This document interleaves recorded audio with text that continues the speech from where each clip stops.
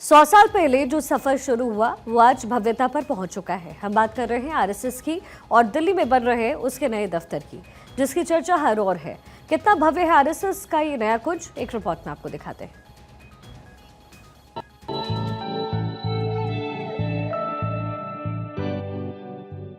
12 मंजिला बिल्डिंग, आलीशान 3 tower, चमचमाते floor और 375 एकड़ में बनी ये वो बिल्डिंग है। ये दिल्ली में आरएसएस का नया दफ्तर है जो अब संघ की नई पहचान बनने वाला है।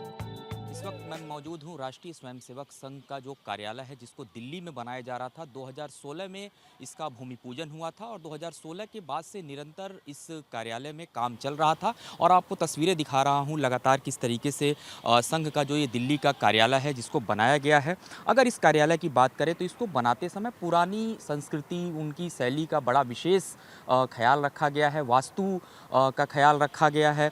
और अगर बात करें संघ की, तो संघ के कार्यालय की जो नींव थी, खास करके राजधानी दिल्ली में 1939 में संघ के कार्यालय को यहाँ पे शुरू किया गया था।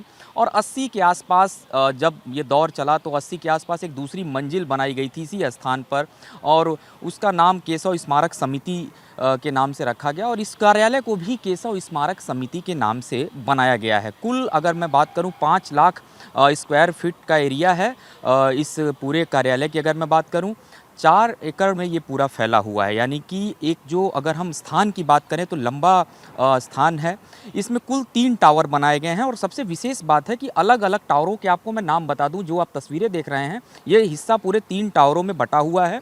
टावर 1 की अगर मैं बात करूं तो उसका नाम साधना रखा गया है। टावर 2 की बात करूं तो उसका नाम प्रेरणा रखा हुआ है। और टावर 3 की बात करूं तो उसका नाम अर्चना रखा गया है।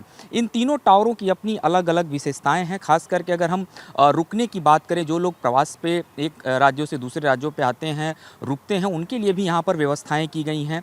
लगभग छोटे बड़े मिलाकर के कुल 300 जो कमरे हैं वो यहाँ पर बनाए गए हैं। 270 गाड़ियों के पार्किंग की व्यवस्था है जो अभी जानकारी दी गई है।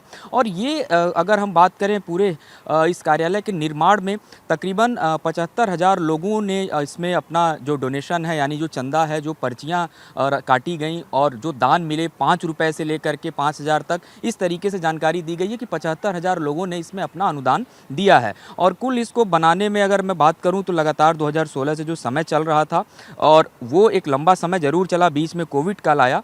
और इसको बनाते समय इस बात का विशेष ख्याल रखा गया कि ऊर्जा की अगर हम बात करें, जो बिजली की वैकल्पिक व्यवस्था है उसको सोलर पर यहाँ पे चलाने की व्यवस्था की गई है। यानी कि